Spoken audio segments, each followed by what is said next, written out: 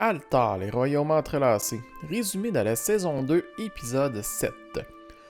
Le lien du vieil homme avec les trames intrigua profondément les trameurs, qui décidèrent de pratiquer sur lui le rituel de la marque, chose qu'il affirmait n'avoir jamais tenté. Anan, le cordelier de Loiselet, voulait que ce danger potentiel s'éloigne le plus possible du village, déjà que la prison avait été détruite lors d'une altercation impliquant la dernière garde. Il refusait toute menace supplémentaire. Au départ, ils croisèrent Esria.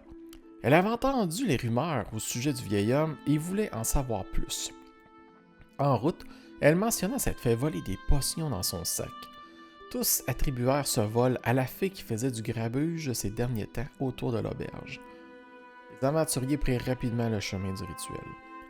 Ocibert, qui n'avait jamais vu Esria, l'interrogea sur ses intentions.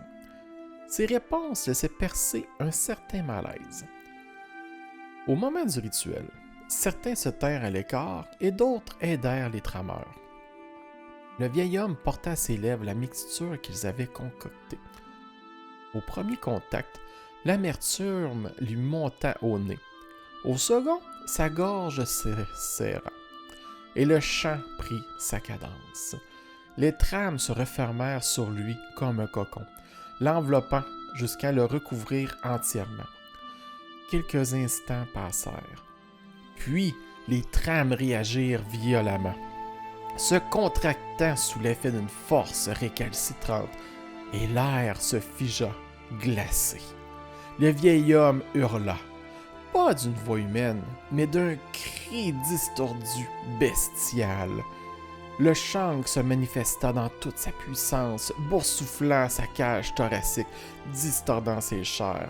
Saturé, les trames le recrachèrent d'un seul spasme, comme une pustule qui déverse son venin. De cette masse, la bête chancreuse se redressa et se jeta sur les créatures les plus proches. Le combat fut impitoyable. Les tactiques habituelles des aventuriers se révélèrent d'abord inefficaces. Ils parvinrent pourtant à tuer la bête, qui se dissout encore une fois à une mort de chancre aussitôt absorbée par le sol. Ils attendirent le lendemain pour retrouver le vieil homme, car ainsi se perpétuait son cycle. Ils le retrouvèrent, encore une fois sans mémoire de sa forme monstrueuse.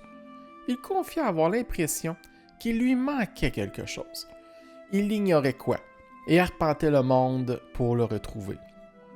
Talouine émit l'hypothèse qu'il lui manquait peut-être une âme. La conversation n'alla pas plus loin. Ils laissèrent finalement le vieil homme à Esria, bien que ses paroles sonnent un peu faux. Au moins l'éloignerait-elle des lieux peuplés. La citadelle de Douma est recluse dans le désert de Mortepierre. Les deux silhouettes disparurent dans les bois et les aventuriers, soulagés, se dirent que ce problème n'était plus le leur. Cet homme restera une énigme pour l'instant.